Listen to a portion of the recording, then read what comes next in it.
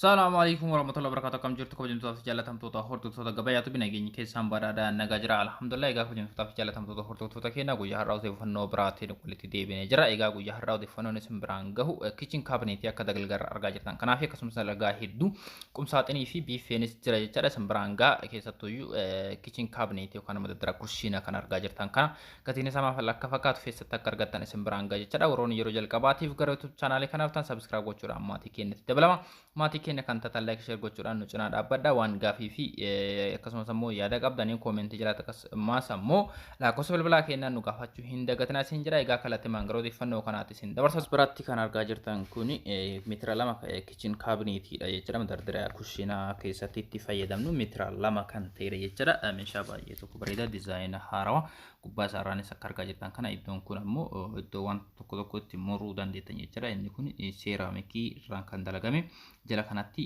bana baay'eedha qaba jechuudha isin bana lama qaba isin kun ammoo masaabiyaadha jechuudha meeshaa xixiqqaa kaachuu kan dandeettani dagalee kanaanis qaba diizaayina baay'ee tokko bareeda inni kun halluu adiidha akkuma argaa jirtani halluu biraa fayyadamuu ni dandeettan jechuudha meeshaa halluu isin barbaadani baniif banaa kana laal banaan isaa kana fakkaata keessa isaatti jechuudha baay'ee tokko bal'aadha keessi isaa wajjaas qaba isaan kunniinis masaabiyaan kunniinis kana fakkaata jechuudha keessi isaa innis meeshaa baay'ee qabachuu danda'a isa sadii jechuudha akkuma argaa jirtan kanatti masaabiyaan sadii inni kun ammoo banaan gamanaan jiru kun gama kanatti lama gama kanattis tokkotu jira jechuudha gama kana kun kan qulfirra baname kana asiin lamatu jira gara asiin tokkotu jira gara kaaniin ammoo akkasiin argaa jirtan kanatti lamatu jira jechuudha jallisaas akka argaa jirtan kana sibiila irraa kan dalagame jechuudha luttisaa jaha qaba jechuudha sibiila luttisaa kun kan sibiilaa kun isa jaha jechuudha jalqaba isaarra kan jira gara chaanuunis jira waan ta'eef walii galatti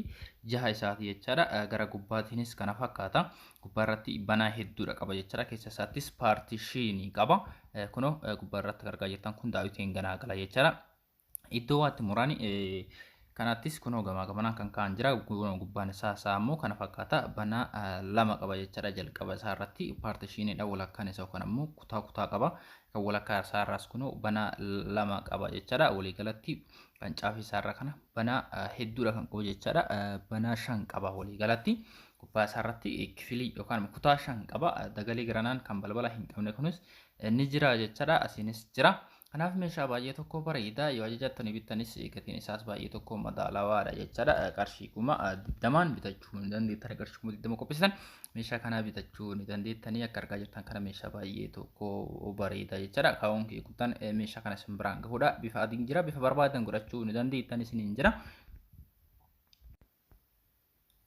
asparaa yoo dhufna ammoo algaadha jechuudha akka argaa jirtan kana algaa baay'ee tokko bareeda komadiinoo tokko qaba jechuudha asirratti ammoo fireemii qaba fireemii daawwitiin ganaa gala algacha ammoo kana fakkaata bifa diimaa kana argaa jirtan kana jechuudha keessa isaa chupilii fi sibiilis jala isaatiin ganaa gala diizaayinii sarara dalagame akka argaa jirtan kana jechuudha leezerii tokkoffaarraa kan dalagame iddoo boraatii kana leezerii argaa jirtan kun leezerii tokkoffaa jechuudha leezerii carqii kan jedhamu leezerii tokkoffaarraa dalagame jechuudha algichi meetira tokko saantii 50 meetira kamsa jedhameetii dalagame jechuudha meetira tokko saantii 50 gara duubaa kanaan ammoo gara miilaatiin akka argaa jirtan kana jechuudha alarraa leezerii qaba diizaayinii sarratti dalagamtu kunis jirti diizaayina babbareedduudha jechuudha gatiin isaa qarshii 18,000 yoo qopheessitan bitachuu ni dandeettani meeshaa baay'ee tokko bareeda jechuudha meetira tokko saantii 20 dalaguu ni dandeettani kun kan dalagame taa'ee jiru jechuudha namaaf kan dalagame egaa ajajaanis dalagachuu ni dandeettani inni kun qarshii 18,000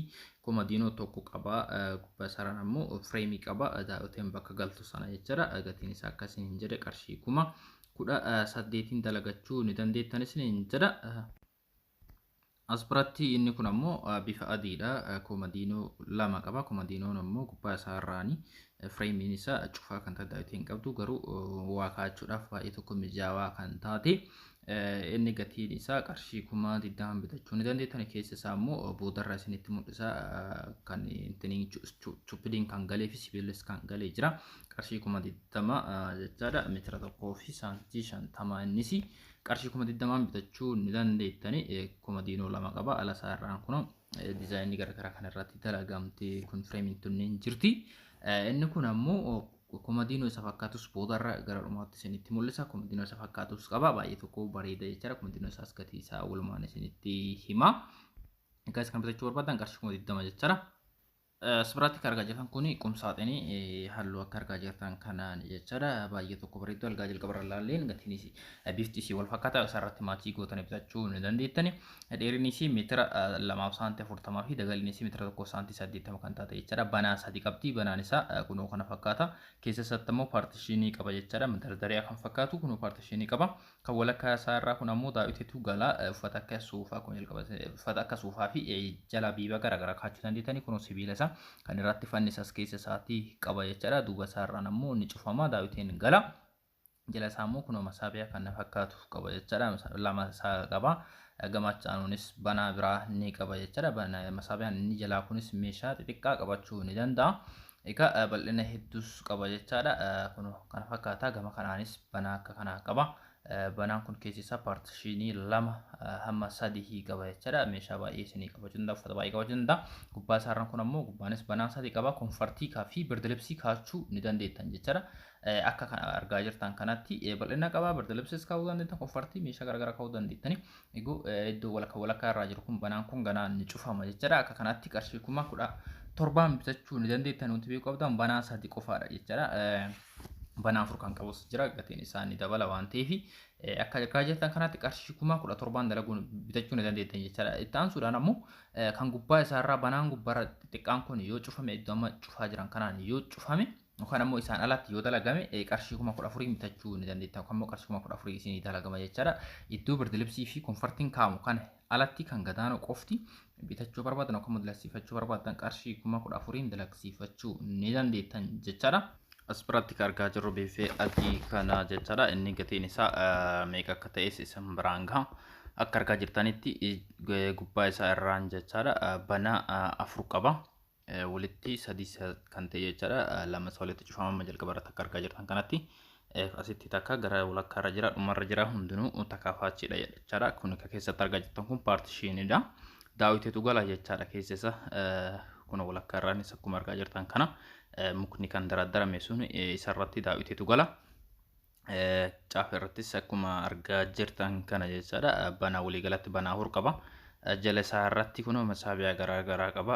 Jala kana meeshaa barbaadan kaachuu dandeettan jechuudha. Bal'ina hedduus kan hin qabne jechuudha. Keessattuu namoonni manni keessa dhiphaa ta'e keessisa lafa hedduus jalaa fixuu kan hin dandeenye jechuudha. Baay'ee meeshaa bareedaadha. Halluu barbaadanii ammoo isinii hojjechuu ni danda'ama. Jala isaa irratti lukti isaa sibiila irraa kan dalagamee jechuudha. Akkuma dura isinitti himetti. Kanaaf dheerinni isaas baay'ee tokko giddu galeessa kan ta'e jechuudha. Meetira 2 fi saantii 80. Kanaaf meeshaa baay'ee tokko bareeda lukti isaa sibiila dalga isaa irrattis akkuma argaa jirtan kana dabiliidha walirra kan kaa'ame jechuudha. Jennu dagaleen isaa kana fakkaata. Bal'ina hedduu kan hin qabnedha jechuudha. Kanaaf namoonni bitachuu barbaadan gatiin isaa qarshii 17,000 bitachuu ni dandeettani. Meeshaa baay'ee tokko bareeda cimina hedduus qabu jechuudha. Biifeen kunini asirratti ammoo qumsaaxinii baay'ee tokko bareeda ta'e jechuudha. Biifee isa jalqabarra laalleenis walitti dhiyaata maanchiidha jechuudha. Kallattimaan guutuun guutuu akka wal fakkaatu osoo barbaadan ni argama. Kun akkuma argaa jirtan banaa 4 qaba jechuudha. Jala kanaanis masaabiyaa 4 qaba akkuma argaa jirtan kana. Kun gubbaa isaa irraanis iddoo konfartii yookaan ammoo birdilibsiin galuudha jechuudha. Dagalee isaa irraan akkuma argaa jirtani bal'ina hedduu qaba jechuudha. Namoonni baay'een akkasitti gaafatani. Kanaanis yoo baay'ate ammoo lafa isin jalaa fixuu danda'a. Kanaaf dheerinnas hedduu qaba. Dheerinni isaa meetira 2 fi saantii 40 jechuudha. Baay'ee tokko bareeda.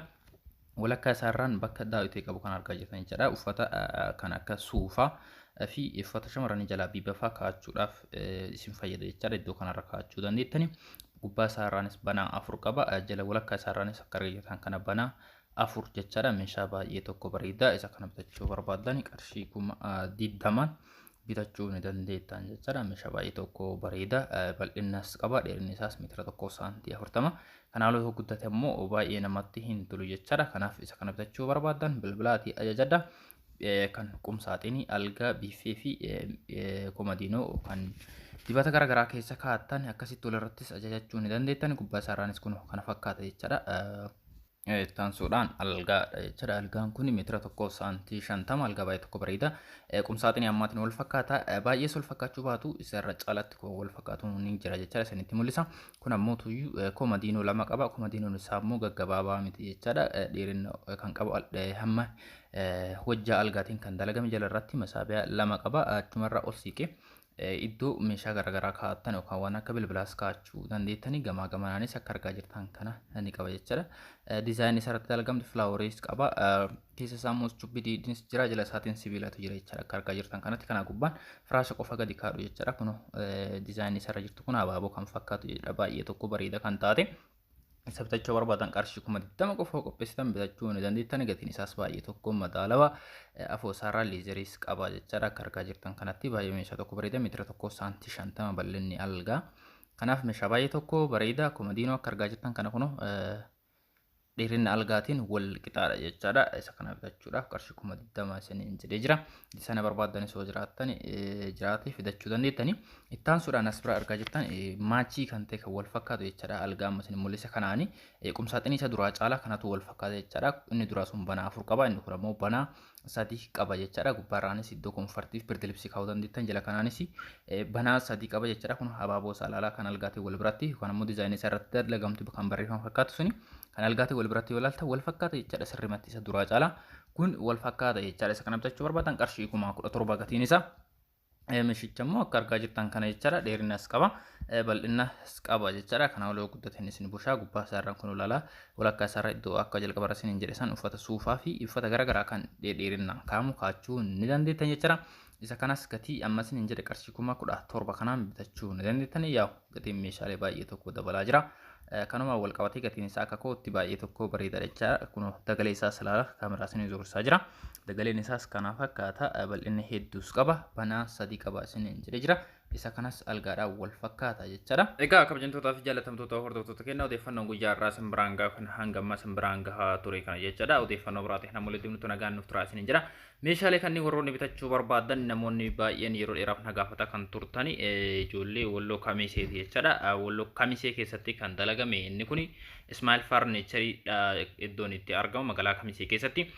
Namoonni iddoo biraatti dalasiifachuu barbaadan ammoo diizaayina kanaan iddoo barbaadanitti isin dalaguu ni danda'an magaalaa barbaadan keessatti jechuudha. Akka ka'umsaatitti magaalaa kana fudhanne malee magaalaa biraa keessatti dalagamuu ni danda'ama. Gatima kanaan meeshaa kana fakkaatu isin dalaguu ni danda'an jechuudha. Waan hordoftanii galatoomaa galanii keessan jechuudha. Viidiyoo biraatiin namoonni dhimmoota nagaan naaf tura.